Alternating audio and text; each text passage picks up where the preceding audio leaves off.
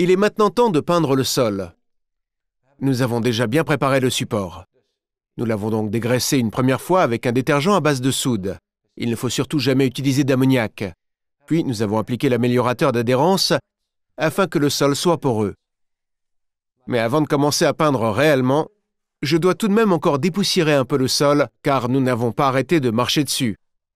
Ici, je nettoie simplement un peu à l'eau claire. Je ne dois pas non plus trop mouiller le support.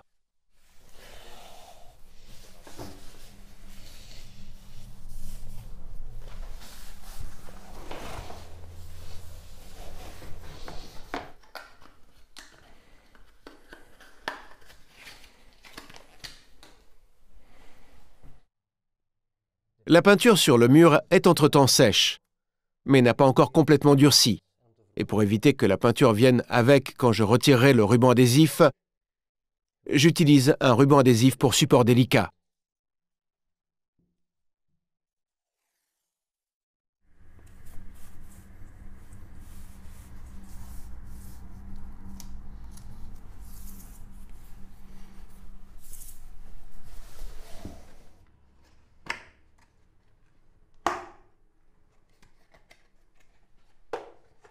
Il existe également une peinture spécifique pour le carrelage au sol. Et comme pour les carreaux muraux, il faut d'abord y mélanger le durcisseur.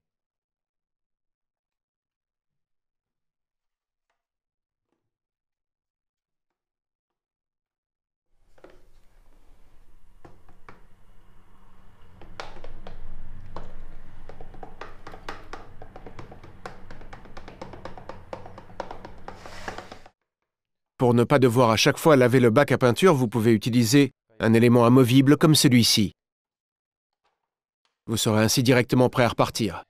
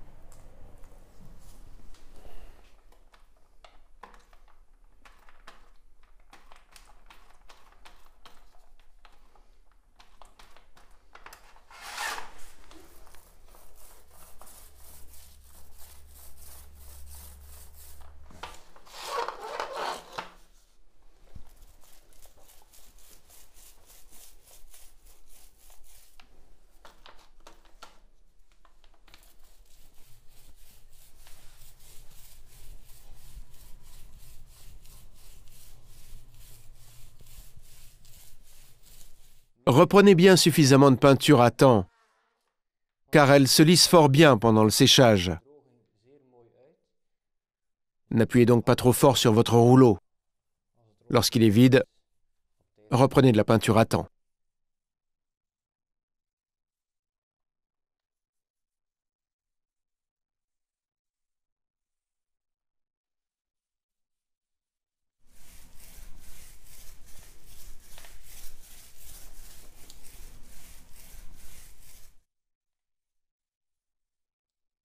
Lorsque vous peignez un sol, vous travaillez bien évidemment toujours vers la porte. Sinon, vous vous retrouverez enfermé, et cela pour plusieurs heures.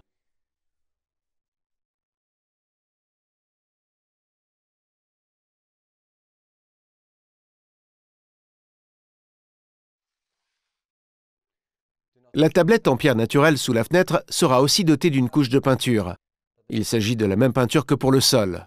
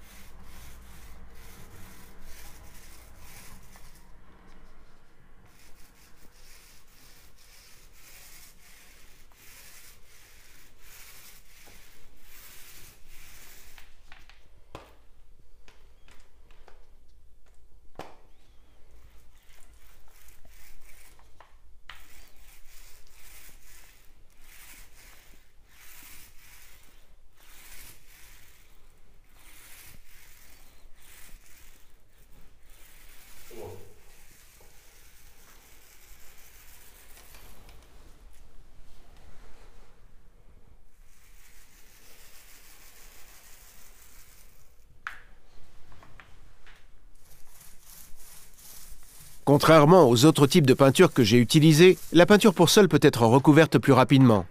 Ici, il ne faut attendre que 3 heures entre les 2 couches.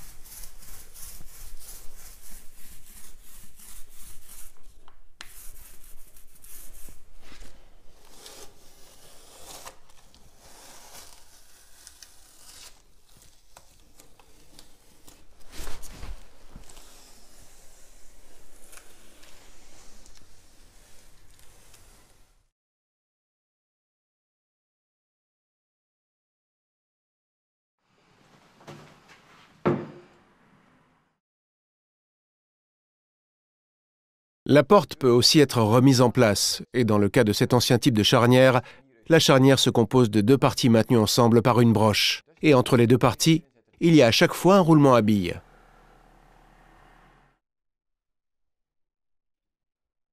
Il faut donc à chaque fois placer un roulement à billes et tapoter sur la broche pour la descendre.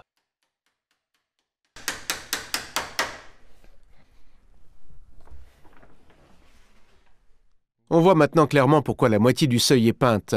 Le côté de la salle de bain est peint et le côté dans le couloir ne l'est pas.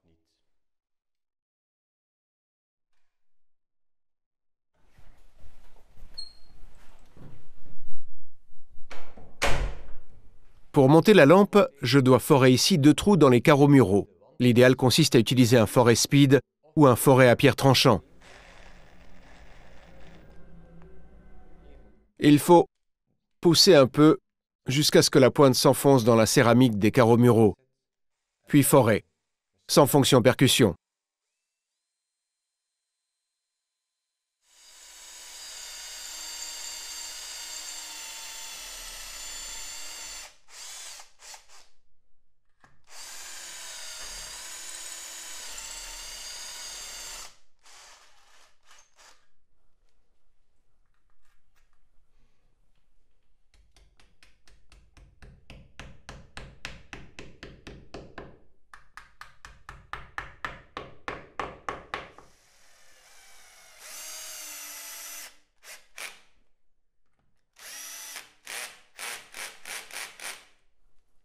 L'éclairage dans la salle de bain doit toujours être approprié, et donc présenter la bonne étanchéité à l'eau. Dans mon cas, à 60 cm du robinet, l'éclairage doit avoir un indice IP minimum de 21.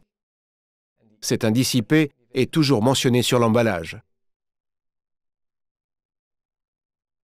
On voit clairement à ce joint en caoutchouc que l'éclairage est étanche à l'eau. J'ai également placé un nouvel interrupteur bipolaire et une nouvelle prise de courant, car il y a ici un câble de mise à la terre. Mais sur la prise de courant précédente, il n'y avait pas de broche de mise à la terre accordée. Maintenant, c'est donc le cas. C'est tout de même nettement plus sûr.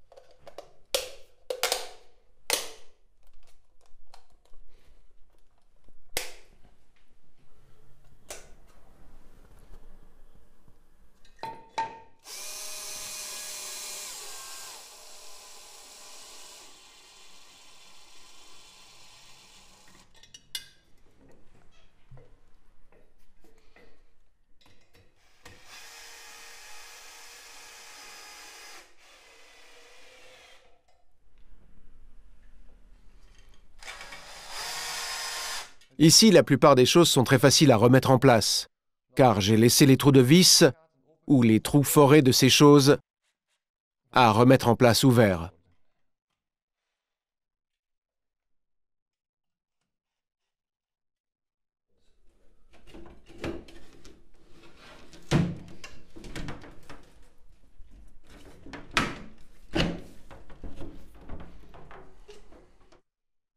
Je vais aussi placer un nouveau robinet de baignoire. Je dois évidemment à nouveau d'abord fermer l'eau.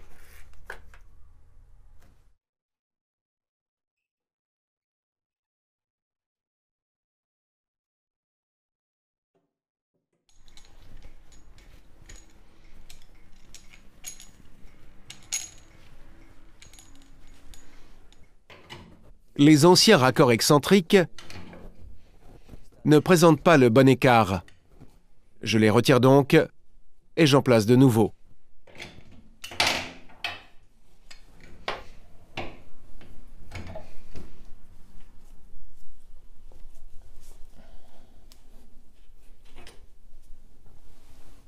Il faut maintenant placer les nouveaux raccords excentriques dans le mur. Ceux-ci ont d'un côté le diamètre du filetage dans le mur et de l'autre côté le diamètre pour le raccordement au robinet. Ils sont aussi excentriques, ce qui permet d'adapter la distance entre l'eau froide et chaude à la distance entre l'eau froide et chaude sur le robinet. On les enfonce d'abord dans le mur, pour le moment, sans appliquer de matériaux d'étanchement.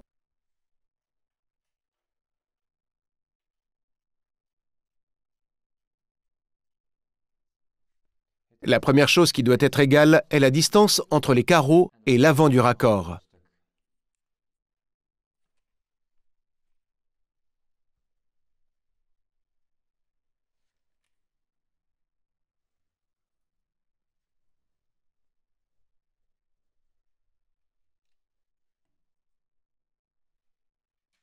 Je place à présent le robinet sur les raccords. Je peux encore tout adapter très facilement vu qu'il n'y a pas encore d'étanchement.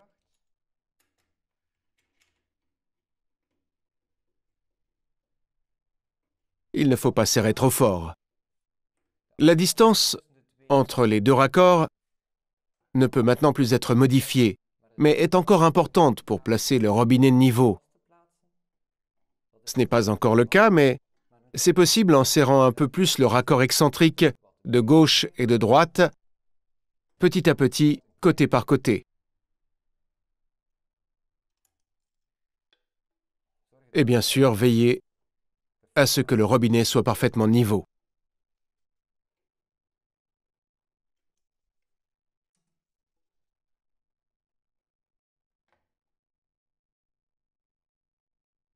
Nous devons encore appliquer l'étanchement de filetage.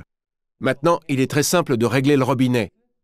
Je trace un trait sur le raccord excentrique et sur le mur. Comme ça, ici. Je retire le robinet et je desserre les raccords excentriques. Je peux maintenant appliquer l'étanchement de filetage. Et il ne me reste plus qu'à serrer le raccord excentrique jusqu'à ce que les deux traits coïncident exactement.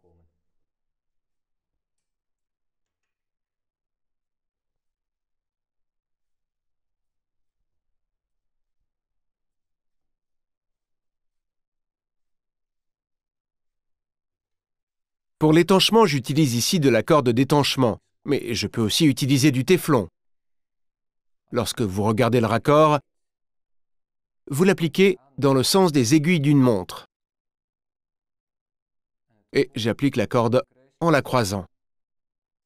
L'étanchement ne viendra ainsi pas avec lors du serrage.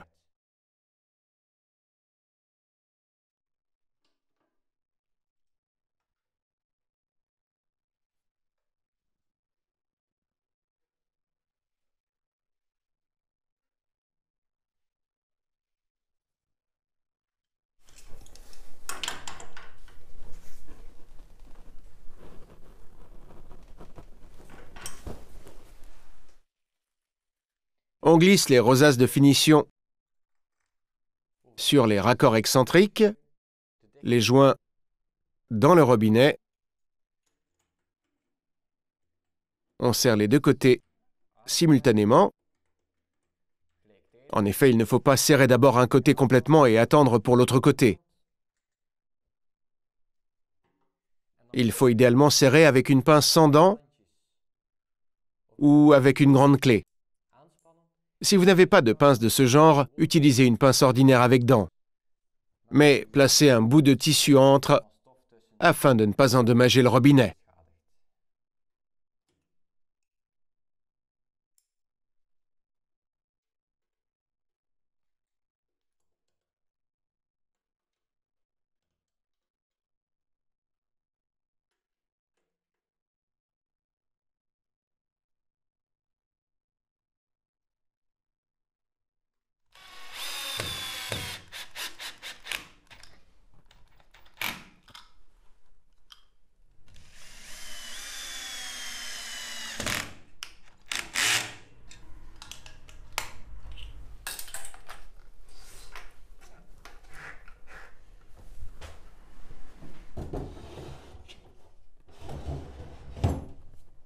J'ai également prévu 2 nouveaux miroirs pour la salle de bain. Des miroirs plus grands qu'on peut fixer de différentes manières, mais la méthode la plus simple et invisible consiste à utiliser du ruban adhésif pour miroir. Le miroir, l'arrière, doit bien sûr être complètement exempt de graisse, tout comme le support sur lequel on compte le coller.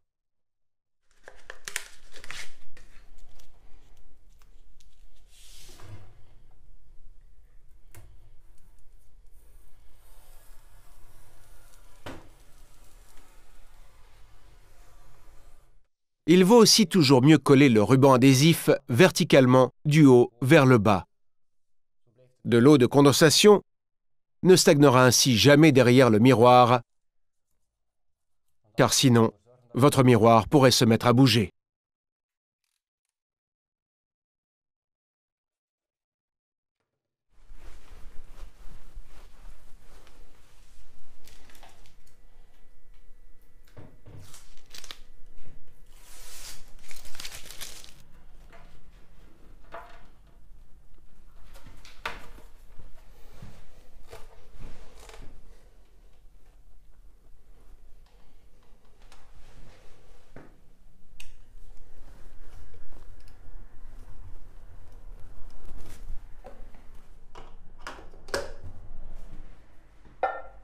Rénover une salle de bain peut être très simple avec de la peinture de rénovation. Il suffit de tenir compte d'un certain nombre de choses. Il faut tout d'abord dégraisser en profondeur, jusque dans les moindres recoins. Pour le sol, il faut appliquer un améliorateur d'adhérence supplémentaire. Il faut toujours peindre en 2 couches et respecter le temps de séchage entre les 2 couches. Et surtout pour les carreaux de sol et de mur, n'oubliez pas qu'ils ne seront résistants aux rayures qu'après 20 jours. Pour revoir toutes les étapes de cette rénovation, surfez sur notre site web dobit.be. Je me réjouis de vous retrouver pour un autre bricolage. À la prochaine fois.